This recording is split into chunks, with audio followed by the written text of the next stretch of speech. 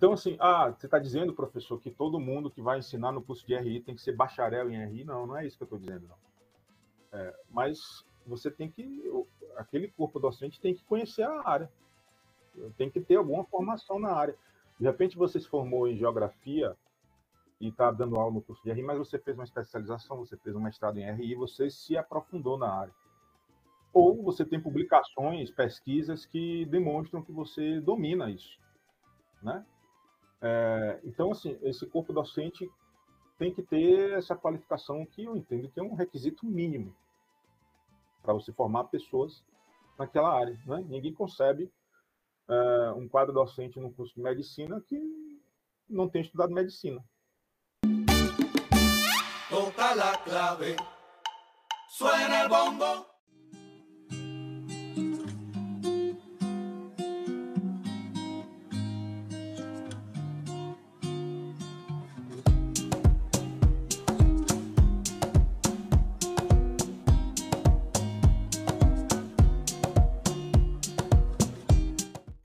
Eu acho que lidar com a decepção passa primeiramente por identificar a causa da decepção. E aí eu acho que a gente pode ter causas diferentes. Uma primeira causa possível é que você criou uma expectativa diferente do que a realidade apresenta. Então, eu já vi algumas pessoas que procuraram relações internacionais porque fizeram intercâmbio durante a escola, no colégio, gostavam de viajar e achavam que relações internacionais ia ser um caminho para continuar tendo essas experiências bacanas. Como eu falei no começo, o estudo das relações internacionais é muito mais profundo, muito mais complexo, né? Está falando de uma ciência, né? Está falando de um curso na área de humanas que tem essas preocupações de entender esses fenômenos todos e tem como o seu principal problema de pesquisa ou de partida simplesmente por que a guerra ocorre, como evitá-la, como construir a paz. Não é uma coisa simples, né? Então, a primeira possibilidade que eu entendo é essa. Será que você realmente compreendeu o que é o curso de RI e para que você vai se formar? Então, pesquisar com profundidade antes de tomar a decisão. Uma segunda possibilidade de decepção com o curso pode decorrer justamente do próprio curso no qual você se matriculou. É simples assim. Como você falou aí, Ju, é uma área nova, relativamente nova, né?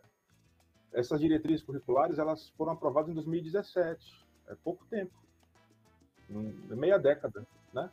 Ainda vai fazer, porque acho que foi em outubro, se não me engano.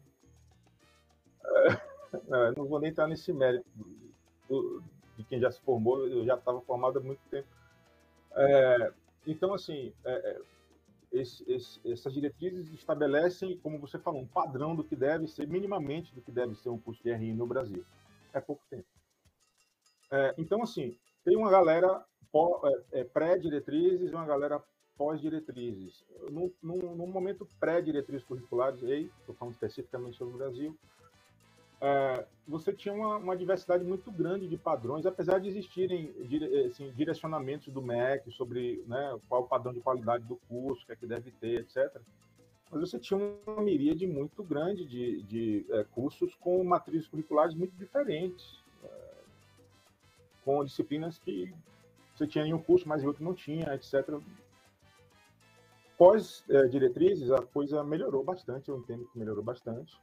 As diretrizes também não são fixas, é possível que os acadêmicos da área daqui a alguns anos, né, reformulem, façam novas diretrizes, ou aperfeiçoem as atuais.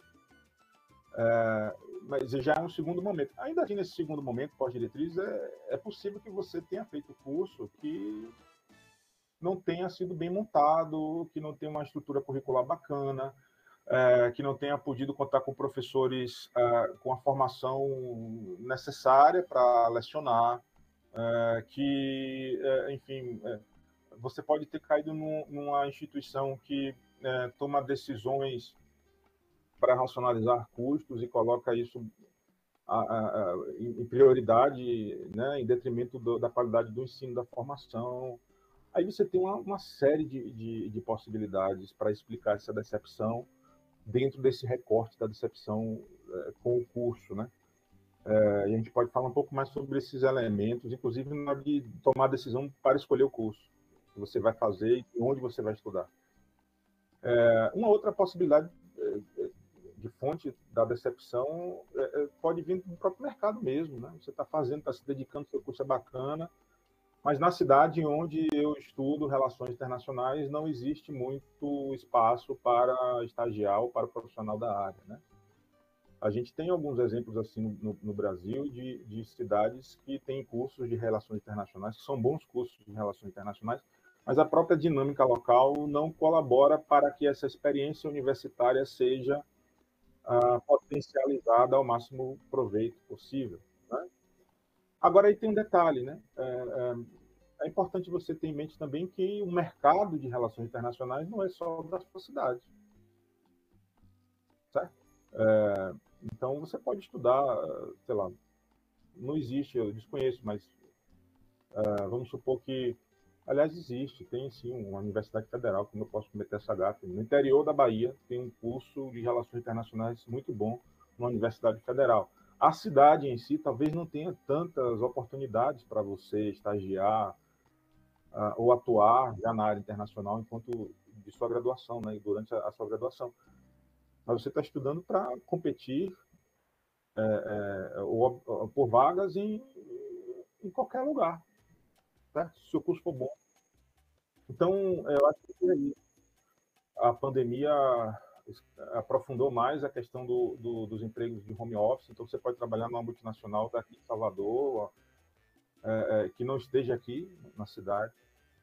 E tem uma última coisinha, Ju, que eu acho que pode ter muito a ver com a galera que acaba tendo as suas decepções com o curso. Eu acho que é a seguinte: nem sempre a gente compreende exatamente o porquê de estudar aquele conteúdo, aquela disciplina, naquele semestre daquele curso, sabe? Ah, quando a gente não vê muito sentido, ou quando a gente não enxerga as peças se encaixando na experiência universitária, por que eu tenho que fazer essa matéria, essa disciplina, esse tipo de prova, esse tipo de trabalho, esse tipo de estágio? Aí acho que as coisas podem perder um pouco do sentido e isso gerar uma frustração. Se você tem a compreensão de que relações internacionais conformam um campo disciplinar que é interdisciplinar, no mínimo, não é nem multidisciplinar, as disciplinas se comunicam, e você tem a capacidade de enxergar a sua matriz curricular, as atividades extracurriculares, como é que aquilo tudo se conecta para te dar uma formação que te habilite a atuar no ramo profissional que você almeja. Quando você enxerga isso, a tendência a frustrar-se, a decepcionar-se é menor. Mas nem sempre isso é possível. Na maioria das vezes, aí, sou obrigado a dizer, essa falta de compreensão ou percepção do estudante sobre esses encaixes é responsabilidade ou é culpa do professor, dos próprios professores. Às vezes, nem os próprios professores têm essa compreensão. Porque, sei lá, o cara vai ser professor de estatística no curso de Relações Internacionais. Que ele faz com o curso de Relações Internacionais, né? De repente, ele chega lá, cumpre o conteúdo programático que está no plano de curso, mas não estabelece os vínculos necessários com a área. Então, fica uma coisa solta, deslocada. Ou então, a pessoa de ciência política, apesar de ser, eu trouxe esse exemplo justamente por ser mais óbvio a conexão, mas nem sempre isso é feito. Então, passa também por isso na minha compreensão, né? Acho que esses 4 elementos aí podem explicar as decepções com o curso, ou com a formação, ou com a atuação profissional.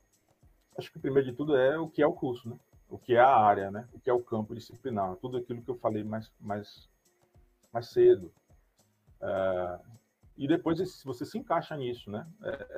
Bom, compreendi o que é esse campo de estudos, esse campo do saber. Eu me encaixo nisso, é isso exatamente que eu quero. Acho que o segundo passo é esse aí. Se você já tomou essas decisões e já identificou que realmente é RI, o próximo passo é escolher onde você vai estudar, né? Então, você vai elencar suas possibilidades. Eu posso me mudar, eu posso sair de minha cidade, ir para a capital, ou eu não posso. Poxa, então na minha cidade não tem curso, eu não posso sair da minha cidade, existe um curso EAD, qual é o curso EAD, esse curso é bom, não é, bem avaliado, não é? Aí a gente vai para um nível mais específico, sei lá, operacional da pesquisa. E a base de tudo, mais uma vez, as diretrizes curriculares nacionais são respeitadas por esse curso, né? Para começo de conversa, né? Ele respeita a normativa, o que é legal, né? A gente pode ter algumas surpresas do Brasil afora. Então, você sabe onde é que você está se metendo, onde é que você vai se matricular, né? E aí, nesse escopo, tem uma questão que é a seguinte também, assim, no site lá da instituição, o MEC determina, tem uma normativa que diz que algumas informações devem constar no site, são imprescindíveis. Quais são essas informações?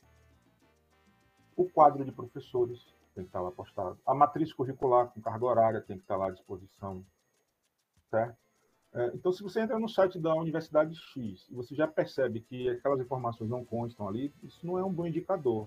Está vendo que algo de errado não está certo, né? Então, e aí, claro, a gente pode ir desdobrando cada um desses elementos, né? Quem são esses professores? São professores que têm formação na área, eu acho isso indispensável, né? São professores que realmente conhecem o objeto sobre o qual vão lecionar. Então, assim, você está dizendo, professor, que todo mundo que vai ensinar no curso de RI tem que ser bacharel em RI? Não, não é isso que eu estou dizendo, não. Mas você tem que, aquele corpo docente tem que conhecer a área, tem que ter alguma formação na área. De repente você se formou em geografia e está dando aula no curso de RI, mas você fez uma especialização, você fez um mestrado em RI, você se aprofundou na área. Ou você tem publicações, pesquisas que demonstram que você domina isso, né? Então, assim, esse corpo docente tem que ter essa qualificação que eu entendo que é um requisito mínimo para você formar pessoas naquela área, né? Ninguém concebe um quadro docente no curso de medicina que não tem estudado medicina. Simples assim, né? E hoje você tem como pesquisar as pessoas. Se a instituição cumpre o requisito do MEC de listar quem são seus professores ou possíveis professores, você tem como pesquisar o currículo desses professores na internet. LinkedIn, currículo Lattes, né? Então, é possível verificar. A segunda coisa assim, imprescindível é a matriz curricular, né? Essa matriz curricular, primeiro, atende aos requisitos mínimos das diretrizes curriculares, né? Segundo, aí já vem um pouco mais da experiência, do conhecimento sobre a área. Será que essa matriz curricular apresenta uma estrutura lógica que me potencialize em minha formação de relações internacionais? Faz sentido, por exemplo, eu cursar a disciplina de comércio exterior antes de ver economia, ou introdução à economia, né? O que acontece muitas vezes, isso especialmente em universidades ou instituições de ensino superior privadas que não são bem administradas. A gente sabe quais são aquelas que normalmente não têm uma boa reputação. Não é difícil de descobrir. Mas acontece muito que instituições assim, elas agridem a lógica curricular. Existe teoria de currículo, não é uma coisa assim aleatória. Precisa ter esse pacote de matérias, aquele pacote. Não, existe uma lógica para se formar uma matriz curricular.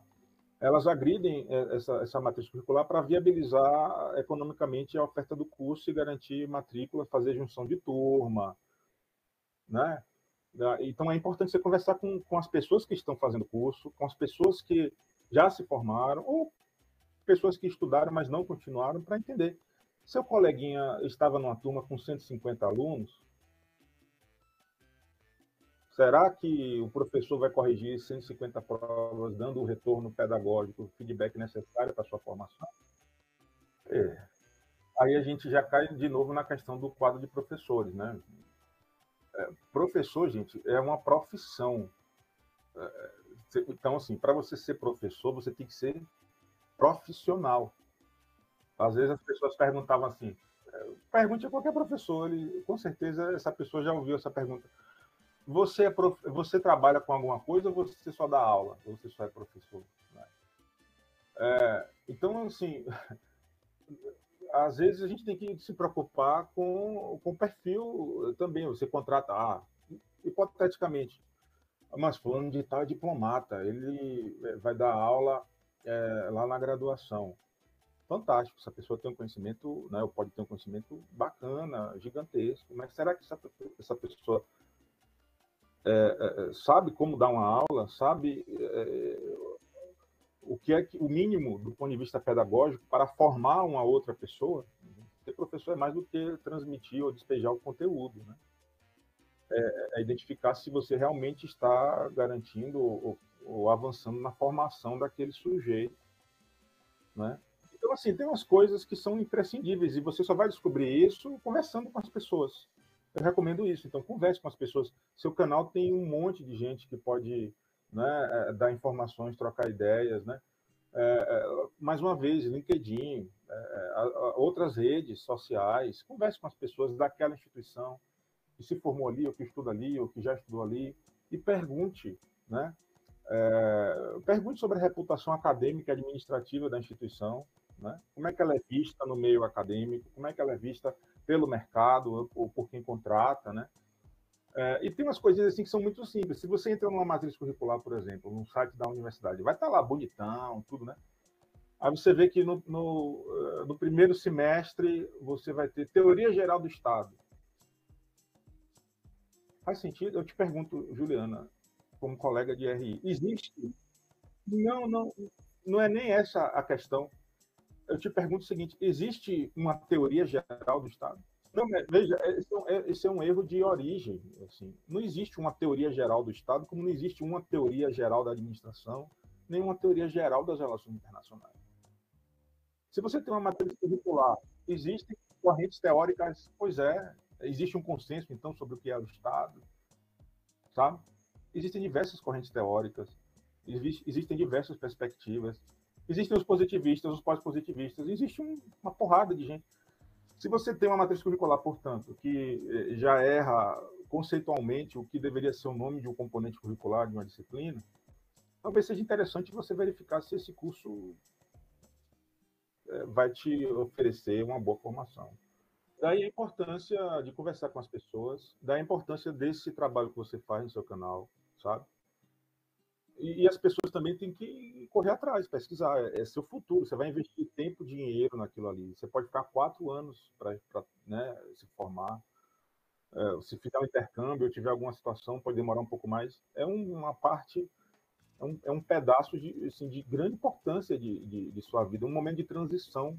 Você saindo da adolescência para entrar na vida adulta e ter um caminho profissional que vai lhe permitir ser independente. Então, inclusive, o professor pode estar lá dando essa aula de teoria geral do Estado e esse professor fazia diferença na sala de aula. Começar no primeiro dia já falando, gente, o nome da disciplina é esse, mas eu trago a pergunta para vocês: existe uma teoria geral do Estado? Mas eu trago esse exemplo assim, geral só para assim, ligar essa luz de alerta. Assim. Pesquise mesmo sobre o que você vai consumir, seja na instituição privada, seja na instituição pública. Existem indicadores do Ministério da Educação, existem indicadores independentes, né? A Folha de São Paulo tinha um ranking das universidades, por exemplo, acho que ainda pesquise sobre isso. É por isso que é importante você pesquisar não só os professores, mas você pesquisar a instituição em si. E às vezes os professores não têm poder, às vezes quem coordena o curso não tem poder para mudar essas estruturas, porque a instituição determina ou entende que essa matéria X aí que você falou, hipotética, tem que estar na matriz curricular do curso, por quê? Aí sempre vai haver um discurso pedagógico e tal. Mas, em muitos casos, o que há, na verdade, é um interesse econômico, especialmente na instituição privada, tá? Nas públicas é um pouco diferente. As públicas também têm uma série de desafios, ninguém está negando isso. Mas eu já vi isso em algumas instituições privadas, aquela disciplina existe ali para poder viabilizar uma junção de turma, botar uma galera de 3, 4, 5 cursos diferentes, fazer um turmão de 150 estudantes e pagar um professor só. Uma outra questão, eu vi que você, por exemplo, fez vídeos sobre vantagens do EAD, desvantagens do EAD. Uma outra questão é essa, assim, qual é a modalidade do curso que você quer fazer? Né?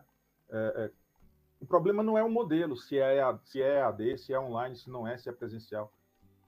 O problema é que, em algumas situações, as organizações, as instituições dão um uso para a modalidade que interessa muito mais aos seus vieses, né, aos seus aspectos, né, satisfaz muito mais aos seus interesses do que aos interesses dos estudantes e dos professores, às vezes, também. Né? Então, se é AD ou se não é AD, o problema não é o formato, o problema é o uso que se dá ao formato. Você escolher um curso presencial,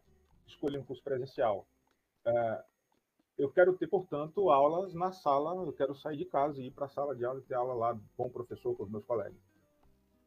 Por que, então, 40% das minhas matérias é disciplina online, é AD? Né? E o curso é presencial na real ou não é? Né? Então, assim, você tem que ver tudo isso antes. Se você não vê problema em fazer uma parte do curso online, híbrido, EAD, etc., e presencial, vá em frente. Mas é importante que você saiba onde você vai se matricular. Saiba onde você vai se matricular. E, claro, isso serve para RI e para qualquer outra área, né? Qualquer outro curso.